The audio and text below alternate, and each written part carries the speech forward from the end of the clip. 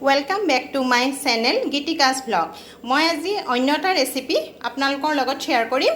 হেতু হৈছে ভাঙুন মাছ, ঔটেঙা আৰু কঁঠাল গুটি দি পেলাই মই ভাঙুন মাছৰ টেঙা এটা বনাই দেখুৱাম আপোনালোকক। সবে বনাই, ময়ো বনাম সেই কাৰণে আপোনালোকৰ লগত শেয়াৰ কৰিম বুলি ভাবিছো। প্ৰথমতে মই ঔটেঙা আৰু কঁঠাল গুটিখিনি কুকাৰত সিজাই লম। মাছখিনি ভাজি লৈ আছো, এয়া ভাঙুন মাছখিনি আৰু লগতে এটা মই আজি গৰৈ মাছ পুৰিছো। আজি গৰৈ মাছৰ পুৰা আৰু ভাঙুন মাছ, ঔটেঙা আৰু কঁঠাল গুটি দি টেঙা। গৰৈ মাছ এটাই আছিলে, মোৰ ডাঙৰ ছোৱালীয়ে বহুত ভাল পায় মাছৰ পুৰা খাই। যোৱাকালি সোমবাৰ আছিলে কাৰণে তাই নাখায়, তাইৰ ভাগৰ মাছটো থৈ দিছিলোঁ, সেইকাৰণে আজি পুৰি দিম তাইৰ কাৰণে। এয়া মই পুৰি দেখুৱাই দিছোঁ, লগতে আপোনালোককো দেখুৱাই দিলোঁ বনালোঁ কাৰণে।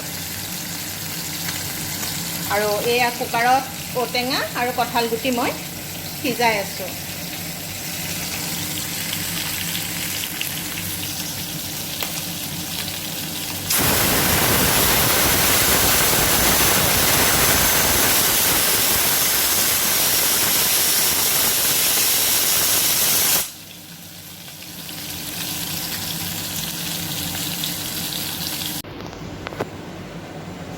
এয়া পাঁচফোৰণ দিলোঁ।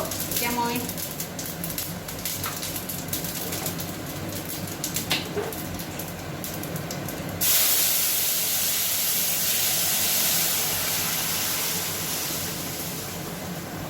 খিনি ঢালি দিলোঁ। এতিয়া ইয়াত মাছ দি দিম মই।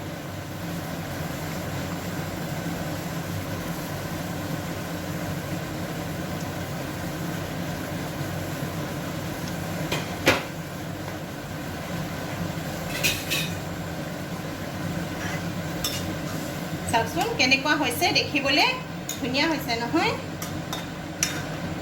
মই নমাই পেলাই আপোনালোকক দেখুৱাই দিম। এয়া নমালোঁ, মোৰ ভাঙুন মাছ দি ঔটেঙা, কঁঠাল গুটি আৰু ভাঙুন মাছ টেঙা বনালোঁ। চাওকচোন কেনেকুৱা হৈছে, দেখিবলৈ ভাল লাগিছে নহয়। আপোনালোকেও বনাবচোন আৰু মোক কমেণ্টত জনাব।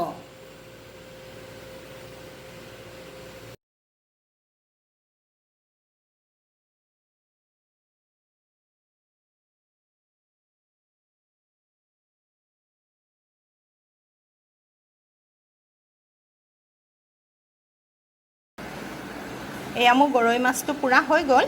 মই এতিয়া গৰৈ মাছটো সানি দিম। পিঁয়াজ এটা কাটি লৈছোঁ, কেঁচা জলকীয়া এটা, অকণমান নিমখ আৰু তেল লৈ লৈছোঁ। এতিয়া মই গোটেই মাছখিনি পিটিকা কৰি দিম। আৰু যদি আপোনালোকৰ মোৰ আজিৰ এই ৰেচিপি দুটা ভাল লাগিছে, তেতিয়াহ'লে আপোনালোকে লাইক কৰিব, শ্বেয়াৰ কৰিব আৰু কমেণ্ট কৰিব। আৰু নতুন হ'লে ছাবস্ক্ৰাইব কৰি ওচৰতে থকা বেল আইকনটো বজাই দিব। অন্য এটা ৰেচিপিত আকৌ লগ পাম। আজিলৈ আহিলোঁ।